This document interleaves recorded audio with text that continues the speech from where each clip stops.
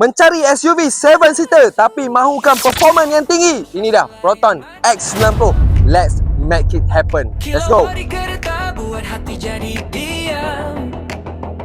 Salesman senyum, bos nak test drive. Start engine terus jatuh cinta live.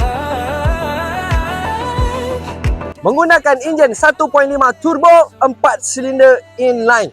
Timing change dan dia punya horsepower sama macam Proton S70 iaitu 181 PS dan 290 Nm torque. Wow, performance. So, say yes for X90. Let's go tengok dalam. Untuk luggage space 257 liter kalau pergi supermarket.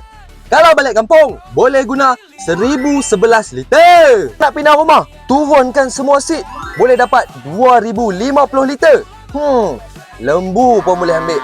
Bahagian aircon, jangan risau. Kalau duduk dekat belakang sekali ni, the third row ni pun ada aircon vents. Tak perlu risau nak panas-panas sebab untuk Proton X90 ni mengambil masa hanya kurang daripada 60 saat untuk sejukkan semua ruangan kabin X90. Jadi kita sudah tengok 7-seater the true SUV seisi keluarga dan yang paling penting high performance. Alright, so nak semak kelayakan ataupun nak masuk booking, ingat Faris Proton. Assalamualaikum. Nak extra rebate? Link di bio.